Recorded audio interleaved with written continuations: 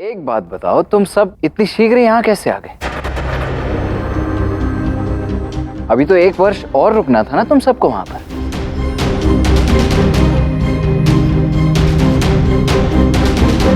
तो हुआ कुछ ऐसा कि मेरी और गुरु सांदीपनी की मंत्रणा हुई कि हमारे द्वारका के पुत्र जितनी शिक्षा वहां प्राप्त करने वाले थे वो प्राप्त कर चुके हैं। अब शेष शिक्षा अपने इस जीवन से सीखेंगे। फिर ठीक है।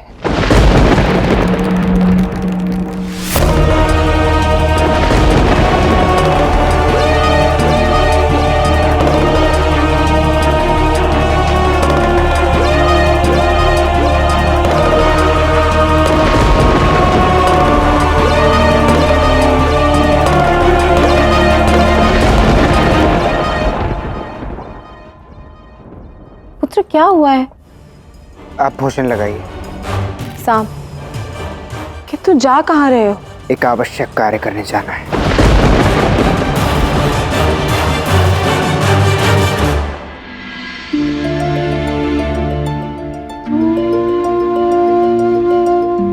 कृष्ण, तुमने सबको वहां बताया क्यों नहीं कि वहां आश्रम में क्या हुआ था? क्योंकि उचित यही होगा राधा कि जो जहां हुआ है उसे वहीं रहने दें। उसके विषय में यहां बात करना आवश्यक नहीं। आवश्यकता नहीं?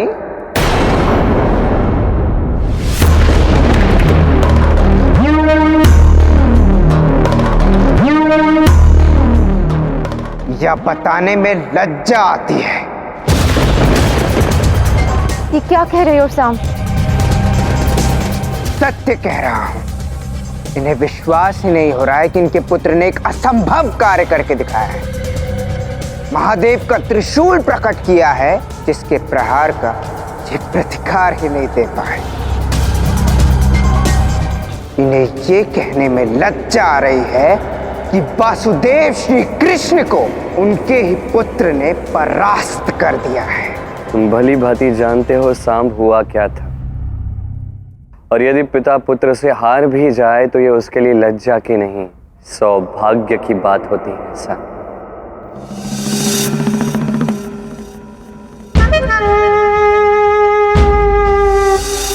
इतना तो बड़ा हो ही चुका हूं कि आपके बातों में लिपटा कपट समझ सकूं।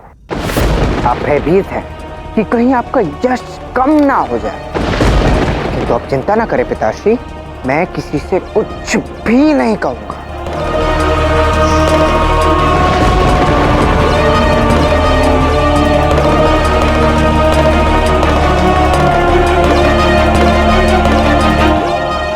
अब समझी तुम कि मैं क्यों सबको नहीं बता रहा था।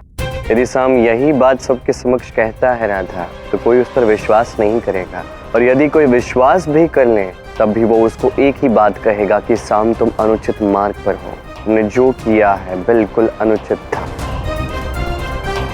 उससे उसके हृदय को ठेस पहुंच सकती है राधा, और ये केवल विनाश की ओर ले जाएगा।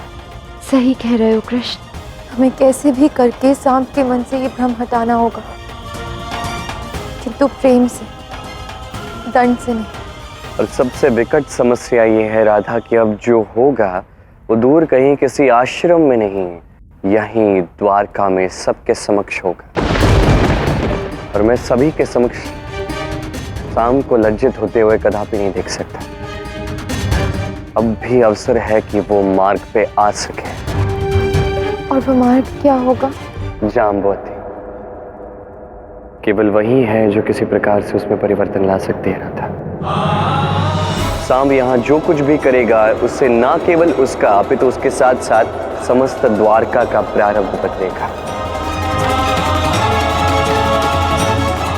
यही होगा हमारा अंतिम प्रयास, यही होगा सांब को मिलने वाला अंतिम अवसर।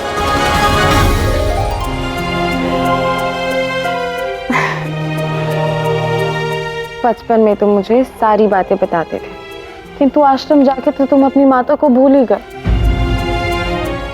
ऐसा फिर कभी मत कहिएगा माँ, आपको भूलने से पूर्व मैं मर जाऊंगा। राम, फिर ऐसा कभी मत कहना। तो बताते क्यों नहीं पुत्र? श्री कृष्ण नहीं बताते, किंतु तुम क्यों नहीं बता रहे कि आश्रम में क्या हुआ था? क्योंकि मैं जानता हूँ माँ कि आपको श्री कृष्ण से कितना स्नेह है। आपको बुरा लगेगा ये जानकर कि मैंने आपके कृष्ण को हराया है, उन्हें परास्त किया है।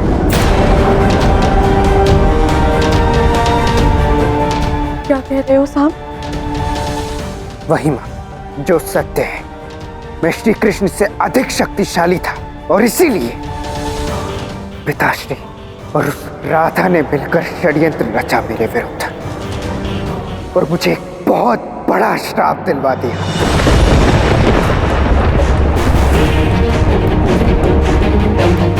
साहब, ऐसा नहीं हो सकता। श्री कृष्ण और श्री राधा तुम्हें इतना बड़ा श्राप नहीं दिलवा सकते। ऐसा हुआ है माँ। इस श्राप के कारण मेरी सारी शक्तियां चली गई है। बस शाम काका, कितना झूठ बोलोगे आप? और मैंने आप में सदैव एक नायक देखा और आज मेरा नायक इतना बड़ा असत्य कह रहा है कि उन्होंने श्री कृष्ण को हराया। श्री राधा ने आपको श्राप दिलवाया। मैंने जो भी कहा वो सत्य था। अच्छा, तो बताइए क्यों दिलाया श्री राधा ने आपको श्राप? ताकि मैं श्री कृष्ण से अधिक शक्तिशाली ना हो जाऊं। मैं श्री कृष्ण से अधिक शक्तिशाली हो जाऊं, वो ऐसा क्यों चाहेंगी भला? बताओ तुम। ऐसा हो ही नहीं सकता। श्री राधा आपसे कितना स्नेह करती हैं आपको ज्ञात है? कृष्ण से अधिक नहीं। अनिरुद्ध, तुम नहीं जानते, तुम वहां नहीं थे। यदि तुम वहां होते अनिरुद्ध, तब तुम्हें विश्वास होता कि तुम्हारी श्री राधा ने मेरे साथ क्या किया। कोई विश्वास नहीं करेगा आपका शाम काका कि आपने श्री कृष्ण को हराया। मैं आपको क्या मानता था और आप क्या निकले।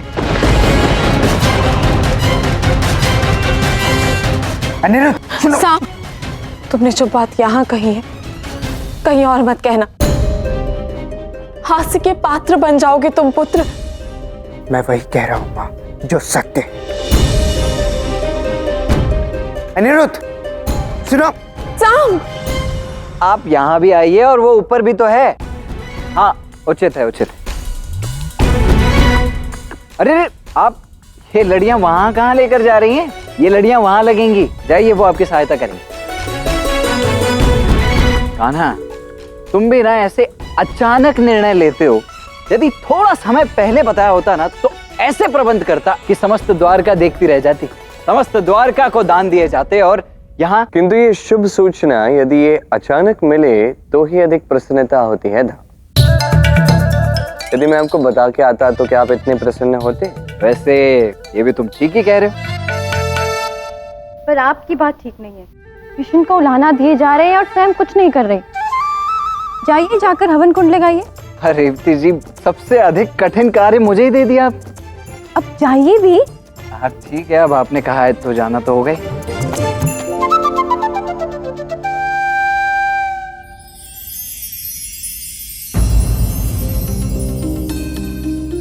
क्या हुआ कृष्ण? मुझे शाम की चिंता हो रही है राधा। वो कुछ ऐसा करने वाला है जिससे एक अशुभ कर्म चक्र प्रारंभ होगा।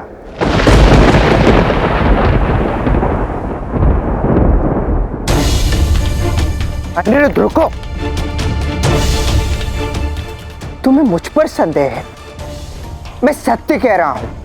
मुझसे यहाँ शक्तिशाली कोई भी नहीं, पिताश्री कृष्ण भी नहीं। झूठ बोल रहे हैं आप। मैं वचन देता हूं जिस दिन ऐसा हुआ ना, मैं जीवन भर वही करूंगा जो आप कहेंगे।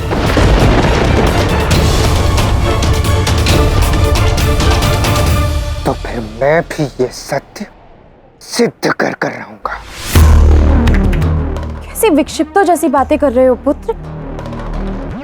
मैं वो करने जा रहा हूं मां, जिससे ये आपको सिद्ध हो जाएगा कि मैं विक्षिप्त नहीं, शक्तिशाली हूं। ये सिद्ध कर दूंगा मैं कि राधा और कृष्ण ने ही मुझे ये श्राप दिलवाया है। चलिए आप मेरे साथ।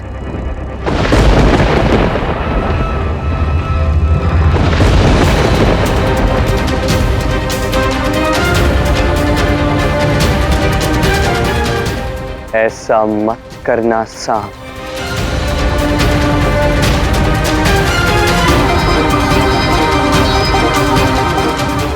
उस द्वार को मत लांघना साम, ये गुरु का श्राप है, निरर्थक नहीं जाएगा।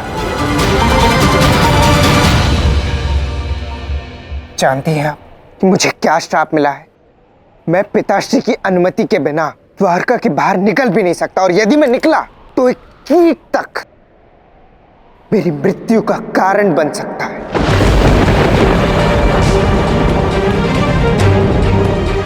ऐसा विचित्र श्राप। क्या आपको विश्वास नहीं है मुझ पर? रुकिए, अभी मैं आपको सिद्ध करता हूं।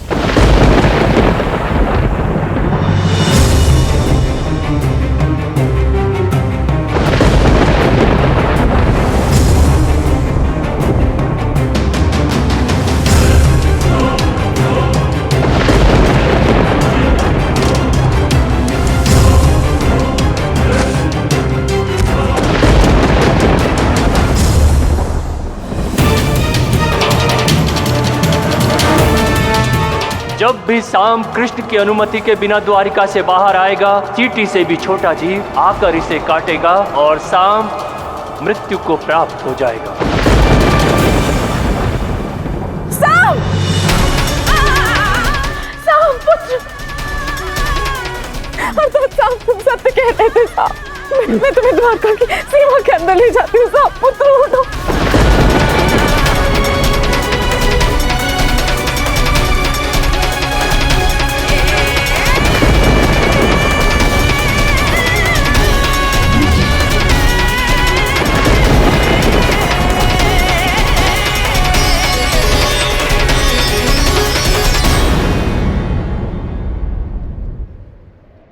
तो आपको विश्वास हो गया होगा ना माँ, या फिर से प्रमाण दूं?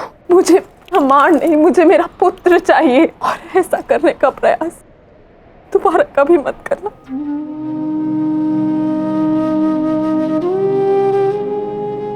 और मुझे मेरी माता की आंखों में अश्रु नहीं, मेरे लिए विश्वास चाहिए।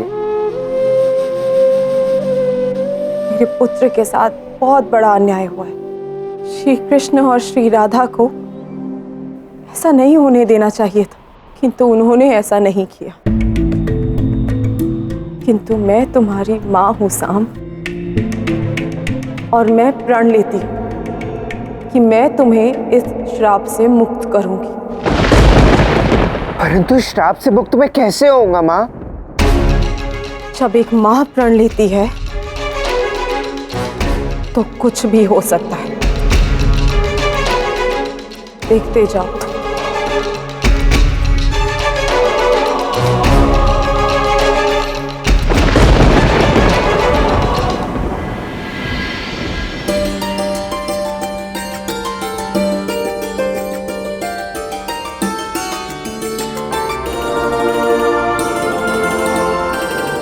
पौत्र अनिरुद्ध, साम कहाँ है? ना ही वो पूजा में बैठा और ना ही दान में। मुझे ज्ञात नहीं है।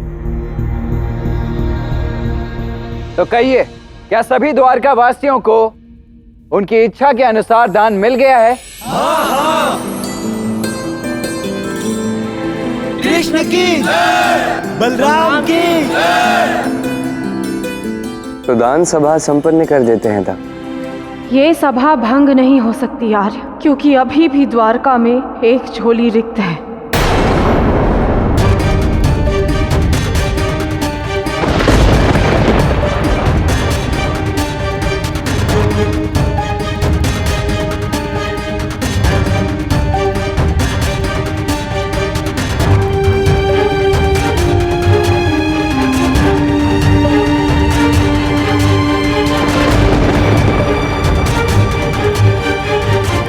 मैं श्री कृष्ण से कुछ मांगना चाहती।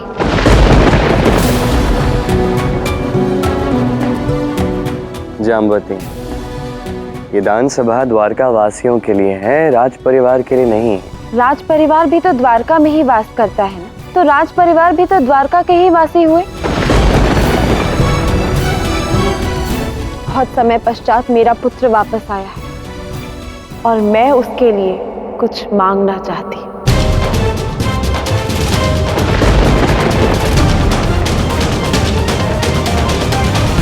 कृष्ण, जामवती जो भी मांग रही है उसे दे दो।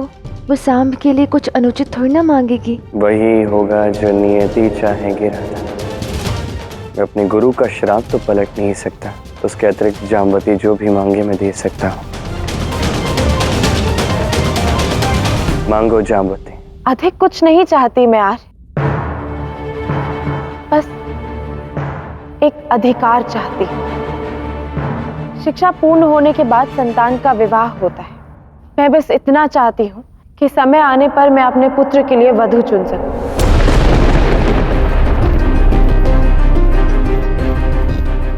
अवश्य जामवंती, केवल सांब ही क्या, अब तो हमारे सभी बालक विवाह योग्य हो गए, तो अब तुम सभी का भी विवाह होगा। इस कार्य के लिए सबको और सांब को भी स्वयंवर के लिए और कन्या चुनने के लिए बाहर जाना पड़ सकता है। मेरी इच्छा बस इतनी है कि जब भी मैं चाहूं और सांब चाहे तो विवाह के लिए हम बाहर जा सकें। उसे किसी की अनुमति की आवश्यकता ना हो।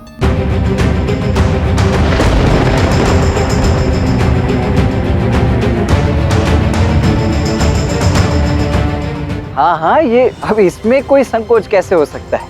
हाँ हाँ जामवती, कन्या देखने तो जाना ही होगा, और माता की अनुमति से बड़ी किसकी अनुमति होगी भला।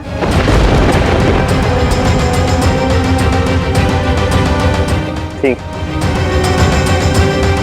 यदि सांब स्वयंवर के लिए जाना चाहता है तो जा सकता है।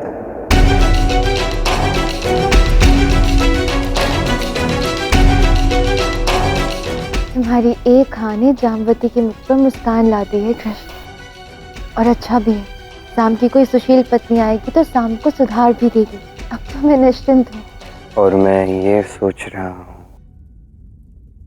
कि मेरी ये हाँ न जाने भविष्य में कितना बड़ा प्रलय ला सकती है।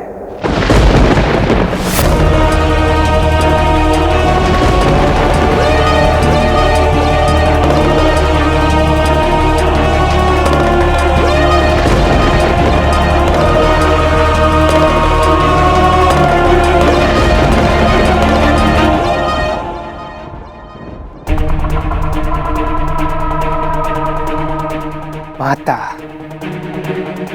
आपने तो असंभव कार्य संभव करके दिखा दिया है।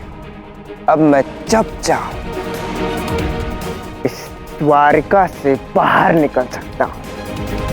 स्वयंवर तो होते ही रहेंगे, परंतु अब मुझे श्री कृष्ण के नियंत्रण से मुक्ति मिल गई है। सामान ले लो, सामान ले लो। ये लोग कौन है?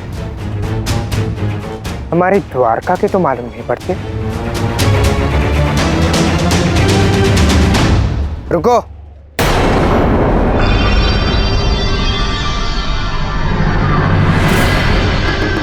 कौन हो तुम लोग, और इतनी शीघ्रता से महल के भीतर क्यों जा रहे हो? तुम कौन होते हो ये पूछने वाले? हमें द्वारकाधीश श्री कृष्ण से मिलना है।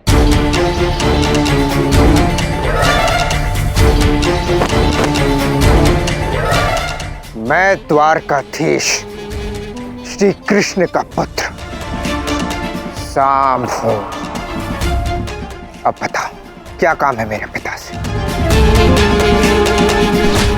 अन्यथा शक्ति का प्रयोग करना होगा।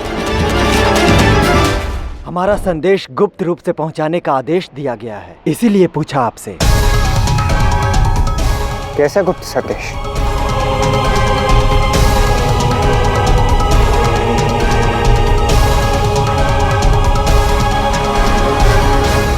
श्री कृष्ण, मैं असुरराज बानासुर की पुत्री राजकुमारी उषा हूँ। मैं जानती हूँ कि आपके और मेरे पिता के संबंध अच्छे नहीं हैं, पर इस समय मेरे पास कोई और मार्ग भी नहीं है। मेरी सखी हस्तिनापुर की राजकुमारी लक्ष्मणा का विवाह उसकी इच्छा के विरुद्ध स्वयंवर में हो रहा है। मेरे पिता भी महादेव के तप में हैं। आपने ही महारानी रुक्मिणी को ऐसे अवसर पर बचाया था। मैं चाहती हूँ आपके वंश का ही कोई युवराज लक्ष्मणा को बचाने जाए। विनम्र विनती है। ठीक है, संदेश मिल चुका है, अब तुम दोनों जा सकते हो, परंतु स्मरण रखना किसी से भी कुछ मत कहना।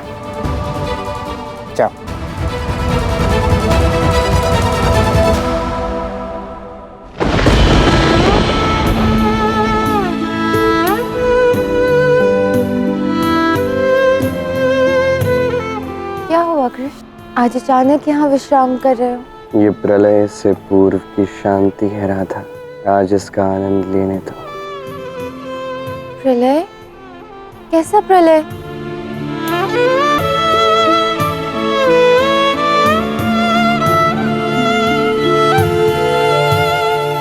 महाप्रलय राधा।